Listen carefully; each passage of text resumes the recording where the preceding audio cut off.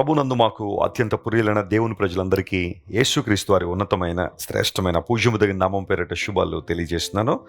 మీరంతా బాగున్నారా? క్షేమంగా ఉన్నారా? గత రాత్రి దేవుడు చక్కని విశ్రాంతిని అనుగ్రహించారు కదా. ఈ ఉదయకాల సమయంలో దేవుడు మనకు అనుగ్రహించిన మంచి మెళకువను బట్టి మనం ప్రభువుని స్తుతింపబద్దులమై ఉన్నాం. స్తుతి చేయుట యథార్థవంతులకు శోభస్కరము అని బైబిల్ సెలవిస్తూ ఉంది. దేవుని స్తుతించడం ఎప్పుడూ మంచి పని. ఉదయాన్నే లేచిన తర్వాత ప్రభువును ఆరాధించడం, ఆయన స్తుతించడం, ఆయన మనకిచ్చిన భద్రతను బట్టి, కాపుదలను బట్టి, ఆధ్యాత్మికంగా, మానసికంగా, శారీరకంగా దేవుడు మన మీద కుమ్మరిస్తున్న ప్రతి దీవెనను బట్టి, ఆశీర్వాదం బట్టి మనం ప్రభువుని స్తుతింపబద్దులమై ఉన్నాం. క్రైస్తవ జీవితంలో ఆరాధనకు చాలా ప్రాముఖ్యత ఉంది. ఆరాధించలేనివాడు లేదా ఆరాధించనివాడు నిజమైన క్రైస్తవుడిగా బ్రతకలేడు. ప్రభువును ఆరాధించడం, ఆయన స్తుతించడం మనం నేర్చుకున్నప్పుడు స్తుతి మన స్థితిని ఖచ్చితంగా మారుస్తుంది. ఈరోజు వాగ్దాన సందేశం కోసం కనిపెడుతున్నారు కదా. బైబిల్ గ్రంథాన్ని తెరిచి ఇర్మీయా గ్రంథం 30వ అధ్యాయం 21వ వచనాన్ని ఈరోజు ధ్యానాంశంగా మనం చదువుకుందాం. The book of జెర్మయా chapter 30 and verse 21. వారిలో పుట్టినవాడు వారికి రాజుగా ఉండును, వారి మధ్యన పుట్టినవాడొకడు వారిని ఏలును. నా సమీపమునకు వచ్చుటకు ధైర్యము తెచ్చుకున్నవాడేవాడు, నా సన్నిధికి వచ్చునట్లుగా నేను వానిని చేరదీసెదను. ఇదే యెహోవా వాక్కు. Praise the Lord. This is what the Lord says. దేవుడు మాట్లాడుతున్న మాట ఇదే యెహోవా వాక్కు. ఏంటా వాక్కు అంటే, నేను వానిని చేరదీసెదను. I will draw him near to me. ఎంత చక్కని వాగ్దానం ఇది. ఆయన మనల్ని త్రోసేసే దేవుడు కాదు, లేదా చెదరగొట్టేసే దేవుడు కాదు. ఆయన మన అవిధేయతను బట్టి, మన గర్వాన్ని బట్టి, మన అహంభావాన్ని బట్టి చెదిరిపోయే వ్యక్తులుగా మనం ఉంటాం. కానీ దేవుడు ఎప్పుడూ కూడా మనల్ని పోగు చేయాలనే, సమకూర్చాలనే దేవుడు ఆశిస్తున్నాడు. ఆయన మనల్ని బలపరచాలని కోరుతున్నాడు. నేను వానిని చేరదీస్తాను. ఈ రోజుల్లో చాలామంది ప్రజల చేత ద్వేషించబడుతున్నప్పుడు, లేదా మనుషులు వారిని దూరంగా పెట్టేసినప్పుడు విలవిల్లాడిపోతూ ఉంటారు, బాధపడుతూ ఉంటారు. వారు నన్ను పట్టించుకోవట్లేదండి, వారు నన్ను దగ్గరికి రానివ్వట్లేదండి, వారి ఆనందంలో వాళ్లే కానీ నన్ను వారి ఆనందంలో లేదా వారి సహవాసంలో నన్ను ఉండనివ్వట్లేదండి అని చాలామంది వెలివేతకు గురివేయబడిన వారు బాధపడడం మనం చూస్తున్నాం. అయితే దేవుని మంచితనం బైబిల్లో ఎంత స్పష్టంగా కనబడుతుందంటే, గొప్ప దేవుడు, ఆది మధ్యాంతరహితుడైన దేవుడు, సకల ఆశీర్వాదములకు కారణభూతుడైన దేవుడు మనలను చేరదీసే దేవుడట. చెదిరిపోయిన మనందరినీ కూడా చేరదీసి మనల్ని బలపరిచి తన మహిమ కొరకు ఆయన మనల్ని నిలబెడతారు. కీర్తనకారుడు సందర్భంలో ఏమంటాడంటే, మనం 27వ కీర్తన 10వ వచనం చదివితే, నా తల్లిదండ్రులు నన్ను విడిచినను యెహోవా నన్ను చేరదీయును అనే మాట అక్కడ రాయబడు. తల్లిదండ్రులు బిడ్డలను ప్రేమిస్తారు. అయితే కొన్ని పరిస్థితుల్లో వారు బిడ్డల్ని వదిలిపెట్టి వెళ్ళిపోవచ్చు. బహుశా కొంతమంది మానసికంగా బిడ్డల్ని వదిలిపెట్టేస్తారు, డిటాచ్ అయిపోతూ ఉంటారు, వారి బాగోగులు పట్టించుకోరు. తల్లిదండ్రులు ఉన్నా లేనట్టుగానే చాలామంది పిల్లలు బతికేస్తున్నారు లోకంలో. కొన్ని కుటుంబాల్లో తల్లిదండ్రుల్ని కోల్పోయిన వారు ఉంటారు. యాక్సిడెంట్ల ద్వారానో లేదా వ్యాధి రావడం ద్వారానో తల్లిలో తండ్రో దూరం అయిపోయిన పరిస్థితుల్లో కొంతమంది చిన్న బిడ్డలు ఎదుగుతూ ఉంటారు, లేదా చిన్న బిడ్డలు బ్రతుకుతూ ఉంటారు. బైబిల్ సెలవిస్తూ ఉంది, భౌతికమైన తల్లిదండ్రులు కొన్ని సందర్భాల్లో మనల్ని వదిలిపెట్టి వెళ్ళిపోవచ్చు, కానీ పరమందున్న దేవుడు, మన తండ్రి అయిన దేవుడు మనల్ని విడిచిపెట్టేవాడు కాదు. ఆయన మనల్ని చేరదీస్తాడని చక్కని మాట రాయబడింది. దావీదు భక్తుని జీవితంలో కూడా బహుశా తల్లిదండ్రుల నుంచే కొంత అవమానాన్ని కూడా ఎదుర్కొని ఉండొచ్చు. ఎందుకోసమంటే, సమూయేలు యెష్షయి బిడ్డల్ని అభిషేకించడానికి వచ్చినప్పుడు యెష్షయి అందరినీ పిలిచాడు, కానీ దావీదుని పిలవలేదు. దావీదుని ఇగ్నోర్ చేశాడు. ఇంకెవరైనా ఉన్నారని అడిగేంత వరకు కూడా దావీదు గుర్తుకు రాలేదు యెష్షయికి.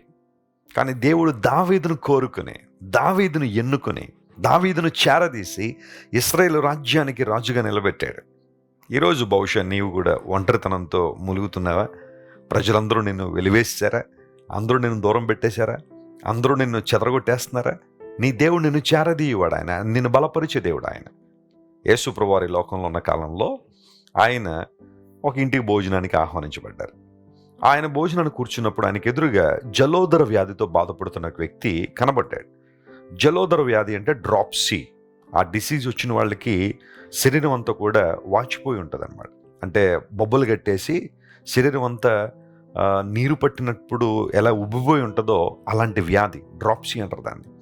మీరు లూకాసు వార్త 14వ అధ్యాయం చదివితే ఆ మాటలను అక్కడ ఉంటాయి. అయితే అది విశ్రాంతి దినం.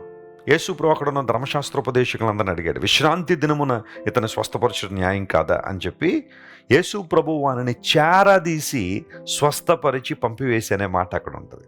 అలాంటి వ్యక్తిని దూరం నుండి చూడడానికే చాలా ఇబ్బందికరమైన పరిస్థితుల్లో ఉంటారు చాలామంది. కానీ యేసు ప్రభు అతన్ని చేరదీసి, ఆ మాట నాకు ఎలా అర్థం అవుద్దంటే, ఆ డ్రాప్సీ అనే వ్యాధితో బాధపడుతున్న వ్యక్తి, భయంకరంగా శరీరం ఉబ్బిపోయిన వ్యక్తిని చూడ్డానికి కష్టమవుతున్న ఆ పరిస్థితుల్లో యేసు ప్రభు అతన్ని హత్తుకుని ఉండొచ్చు. చేరదీసి, నేనున్నాను, నేను నిన్ను బలపరుస్తాను, నిన్ను స్వస్థపరుస్తాను, నా మహిమ కొరకు నేను వాడుకుంటాను. ఆ వ్యక్తికి స్వస్థత వచ్చిన తర్వాత బహుశా చాలామంది చేరదీయడానికి ప్రయత్నం చేశారేమో, కానీ ఆ పరిస్థితుల్లో ఉన్నప్పుడే, ఆ రోగముతో అతను బాధపడుతున్నప్పుడే ప్రభు అతన్ని చేరదీశాడు. యేసు ప్రభు మంచితనం అదే. అందరూ నిన్ను వదిలిపెట్టి వెళ్ళిపోయారా? నీ కష్టాలను చూసి అందరూ నిన్ను హేళన చేస్తున్నారా? నీ దేవుడు నిన్ను చేరదీసి నిన్ను స్వస్థపరిచి తన మహిమ కొరకు నిన్ను వినియోగించుకునే దేవుడు ఆయన వైపు చూస్తావా? అక్కడున్న వారందరి మధ్యలో యేసు ప్రభు ఆ వ్యక్తిని చూసి స్వస్థపరిచి పంపించారు. God's focus is on you my friend. ఎక్కడైతే దుఃఖం ఉందో, వేదన ఉందో, కృంగుదల ఉందో, నిరుత్సాహం ఉందో, వైఫల్యం ఉందో, అక్కడ దేవునికి అనుదృష్టి ఉంది. ఎందుకోసం అంటే నిన్ను బలపరచడానికి, నిన్ను లేవనెత్తడానికి, తన మహిమ రాజ్య విస్తరణలో నిన్ను వాడుకోవడానికి దేవుడు ఇష్టపడుతున్నాడు. ఆయన నిన్ను చేరదీసే దేవుడు. ఆయన ఈ వాగ్దానాన్ని ఈ రోజంతా క్లెయిమ్ చేసి ప్రభువును స్తుతించండి, ఆయన మహింపరచండి, ఘనపరచండి. ఖచ్చితంగా మీ జీవితంలో అద్భుతాలు జరుగుతాయి. ప్రార్థన చేసుకుందాం. మా ప్రేమగల తండ్రి, గొప్ప దేవ, ఆశ్చర్యకరుడైన మా తండ్రి, నిత్యుడైన తండ్రి అయిన దేవా, నీకు స్తోత్రాలు. ఈ ఉదయకాలసిన మీరు మాకు ఇచ్చిన మంచి వాగ్దానాన్ని బట్టి నీకు వందనాలు.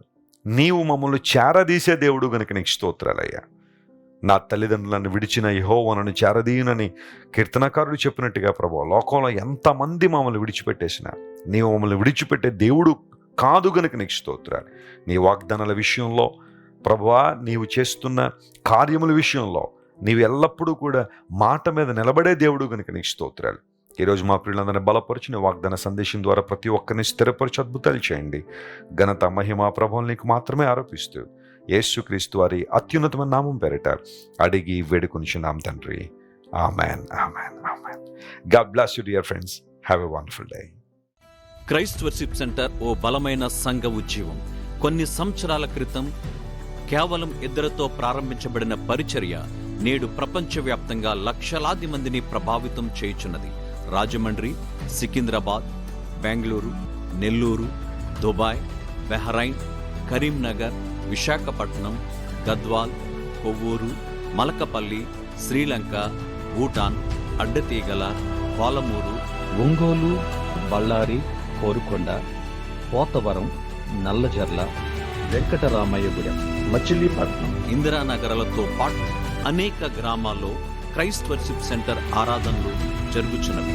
వాక్య సంబంధమైన ఉద్యమంలో, పరిశుద్ధాత్మ సంరక్షణలో కొనసాగాలనుకునే ప్రతి ఒక్కరికి మా ప్రేమపూర్వక ఆహ్వానాన్ని అందిస్తున్నాము.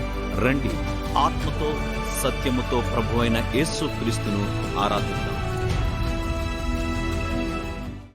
మీరు ఇంతవరకు విన్న దైవ సందేశం మరియు దేవుని సేవకులు చేసిన ప్రార్థన మీకు ఆశీర్వాదకరముగా ఉన్నదని విశ్వసించుచున్నాము.